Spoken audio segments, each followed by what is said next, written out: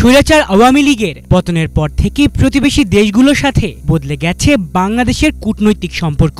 একদিকে ভারতের সঙ্গে এখন যোজন যোজন দূরত্ব বাংলাদেশের, অন্যদিকে পাকিস্তানের সঙ্গে সম্পর্ক শিথিলের পর্যায়ে।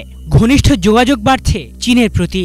বাংলাদেশের রাজনৈতিক দলগুলোর চীনমুখী প্রবণতা বাড়ছে। নির্বাচনের আগ মুহূর্তে হঠাৎ করে বেড়ে যাওয়া এই সফরের সংখ্যা এখন রাজনীতির আলোচনায়। কেন হঠাৎ এত তাড়াহুড়ো করে সব দল বেইজিং এর পথে? বিশেষজ্ঞদের মতে এর পেছনে রয়েছে স্পষ্ট রাজনৈতিক কৌশল। পরিসংখ্যান বলছে, ফ্যাসিস্ট হাসিনার পতনের পর বাংলাদেশের রাজনৈতিক দলগুলোর নেতারা সবচেয়ে বেশি সফর করেছেন চীনে। বিএনপি এবং জামাতের পর এবার চীন সফরে গেছে নবীন রাজনৈতিক দল এনসিপি। বর্তমানে দলটির ৮ সদস্যের প্রতিনিধি দল সফর করছেন বেইজিংয়ে। দেশে একদিকে চলছে জাতীয় সংসদ নির্বাচনের প্রস্তুতি, অন্যদিকে এনসিপি নেতারা সফর করছেন চীনে। প্রশ্ন উঠেছে, নির্বাচনের আগে কেন চীন সফরের দিকে ঝোঁক এনসিপি সহ বাকি রাজনৈতিক দলগুলোর? দেশের একটি গণমাধ্যমের সূত্র বলছে, চীনের কমিউনিস্ট পার্টির আমন্ত্রণে বর্তমান চীন সফর করছে এনসিপি। সেখানে নির্বাচন নিয়ে নিজেদের অবস্থান চীনের কাছে তুলে ধরবেন তারা।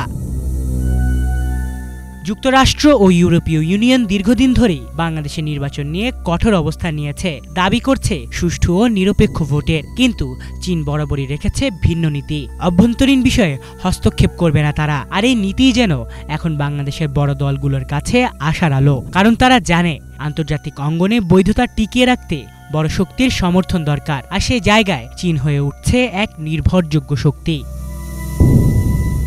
তবে শুধু কূটনীতি নয়, এই সমীকরণের সঙ্গে জড়িয়ে আছে অর্থনৈতিক স্বার্থ। বাংলাদেশের অবকাঠামো উন্নয়ন, মেগা প্রকল্প, বাণিজ্য ও বিনিয়োগে চীনের প্রভাব এখন ব্যাপক। যে দলই ক্ষমতায় আসুক তাকে এই সম্পর্কের হাত ধরতেই হবে। তাই নির্বাচনের আগে সফরের মাধ্যমে আসলে দলগুলো চীনকে বার্তা দিচ্ছে, আমাদের পাশে থাকুন, আমরা উন্নয়ন ও সহযোগিতার সম্পর্ক এগিয়ে নেব। একই সঙ্গে ভোটারদের কাছেও যেন এক ধরনের ইঙ্গিত দেয়া হচ্ছে, আমরা আন্তর্জাতিক শক্তিকে সঙ্গে আনতে পারি, আমাদের হাত ধরলে দেশ উন্নয়নের পথে এগোবে। কিন্তু প্রশ্ন থেকেই যায়, এসব সফর আসলে কি দেশের মানুষের স্বার্থে, নাকি নিছক রাজনৈতিক হিসাব নিকাশ?